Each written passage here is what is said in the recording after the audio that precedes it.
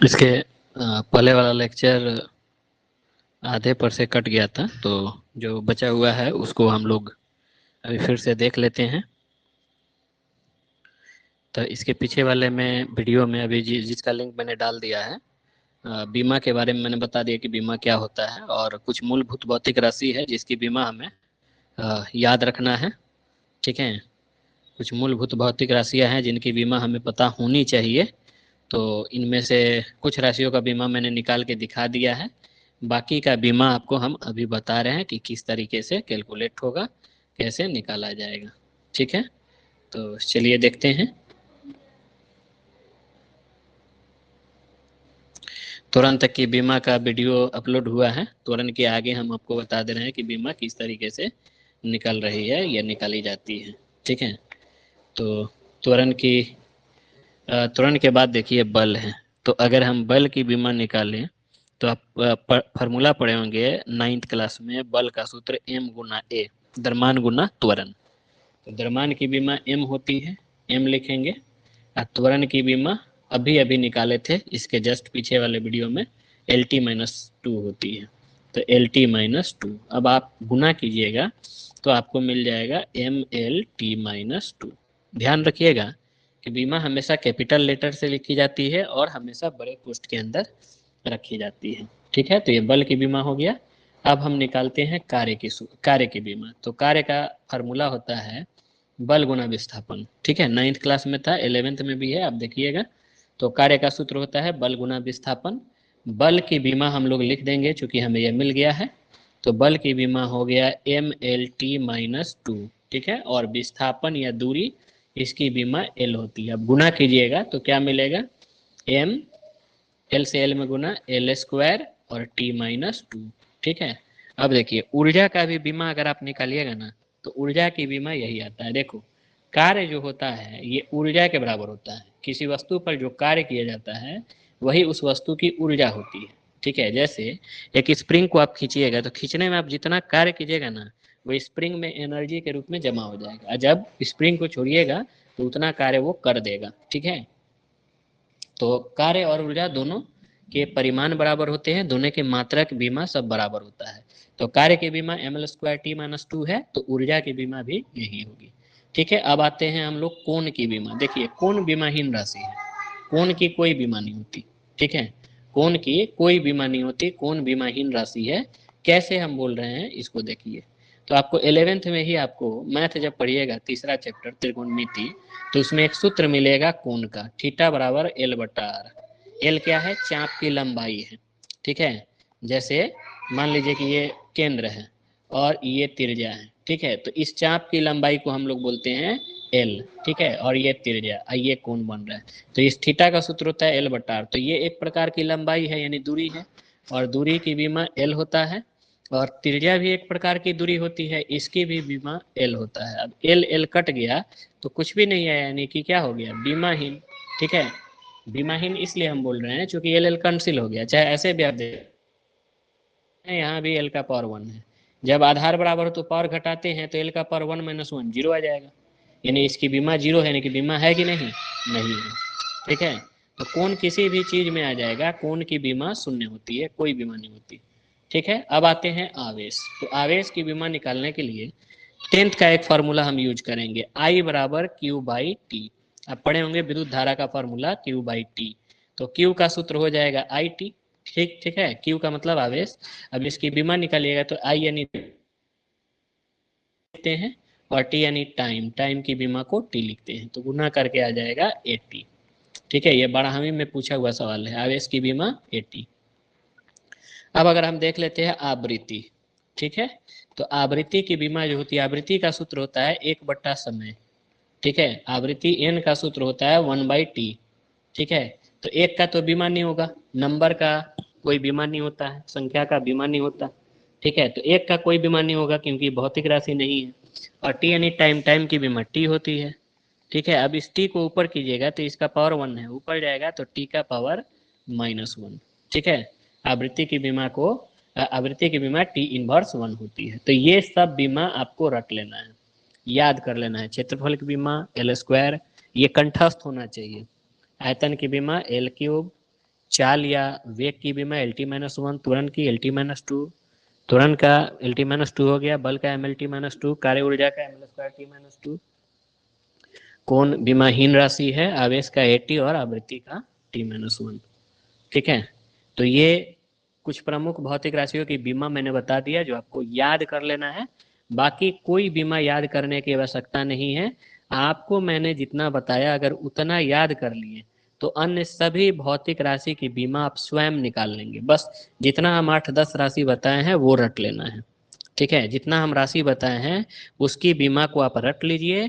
बाकी किसी भी बीमा को याद करने की जरूरत नहीं है। बाकी सभी की बीमा हम लोग डायरेक्टली निकाल लेंगे। ठीक है, इसकी सहायता से, इनकी सहायता से जो मूल भौतिक जो ये राशि हमने बताया है, इनकी सहायता से अन्य सभी राशियों की बीमा को हम लोग निकाल लेंगे। ठीक है, तो कुछ एग्जाम्पल यहाँ पर हमने दिखाए हैं, आप देख लीजिए। जैसे यहाँ पर मैंने लिखा है घनत्व। ठीक है, तो देखिए बीमा निकालने के लिए हमें कुछ राशियों की बीमा याद होनी चाहिए और जिस राशि का बीमा निकाल रहे हैं उसका सूत्र याद होना चाहिए। तो कई बार क्या होगा कि वैसी राशियां आएंगी जो आप अभी तक पढ़े भी नहीं है, सुने भी नहीं है। ठीक है, और कहेगा कि बीमा निकालिए, तो जब आपको सूत्र ही नहीं पता तो बीमा कैसे निकालेंगे। तो इसलिए शुरुआत में वैसी सभी राशियां जिनका फॉर्मूला आपको नहीं पता होगा, फॉर्मूला बता दिया जाएगा। उस फॉर्मूला की सहायता से बीमा कैसे निकलता है उसके तरीके को सीख लेना है। ठीक है, तो जैसे यहाँ पर आते हैं हम लोग घनत्व। तो घनत्व का सूत्र होता है द्रव्यमान बटा आयतन। तो द्रव्यमान की बीमा हम लोग रटे हैं, m होता है, और आयतन की बीमा L3। देखिए आप जो पहले याद किए हैं वही चीज इसमें आ गया। अब L3 को ऊपर करिएगा तो L-3 हो जाएगा। तो ये घनत्व का बीमा ML-3 हो गया।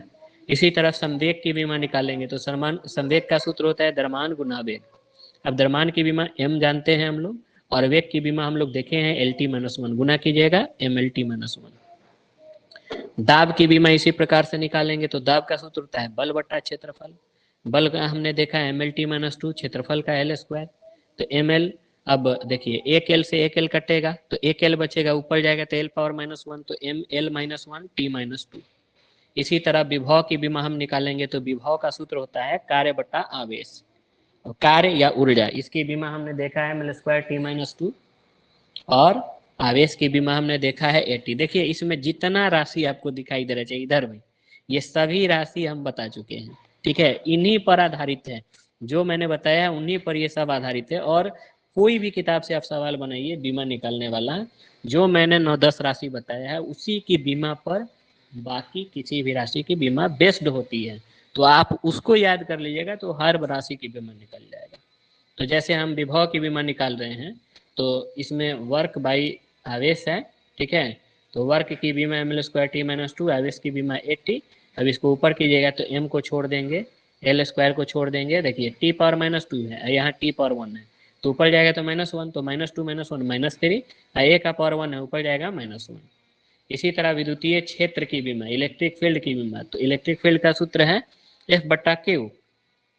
अब F की बीमा तो MLT-2 है, और आवेश की बीमा AT है, ऊपर चढ़ा दीजिए मिल जाएगा। अच्छा, अब एक और चीज देखिए, गुरुत्वाकर्षण नियतांक, कोई फॉर्मूला दे करके और उसमें आने वाले किसी नियतांक की बीमा पूछेगा। ठीक है, तो आप क्या कीजिएगा कि फॉर्मूला से नियतांक का सूत्र बना लीजिए। जैसे G का हम सूत्र बनाएंगे तो ये R² गुना में जाएगा, ये दोनों गुना से बट्टा में, तो ये आ गया। अब फॉर्मूला बीमा निकालना है तो बल F, बल की बीमा MLT-2, ये त्रिज्या है, दूरी है, दूरी की बीमा L², L होता है लेकिन स्क्वायर है तो स्क्वायर, और द्रव्यमान, पहली वस्तु का द्रव्यमान दूसरी, तो द्रव्यमान होना चाहिए चाहे किसी भी वस्तु का हो। द्रव्यमान पहले का बीमा M हो गया, दूसरे का भी M हो गया। ठीक है, अब एक M से एक M कट जाएगा। अब इस M को ऊपर चढ़ाइएगा तो M⁻⁻1, L² गुना करके L3, T-2 है तो T-2, ये निकल गया। ठीक है, तो समझ गए होंगे। अब इसी तरीके से यहाँ K की बीमा निकालना है तो K का सूत्र पहले बना लो। K का सूत्र बनाओगे तो क्या होगा, FR² बटा Q1 Q2। अब देखो F बल है, बल की बीमा लिखिए, R जो है दूरी है, दूरी की बीमा लिखिए, Q1 आवेश है, आवेश की बीमा AT, ये भी आवेश है, इसका भी AT।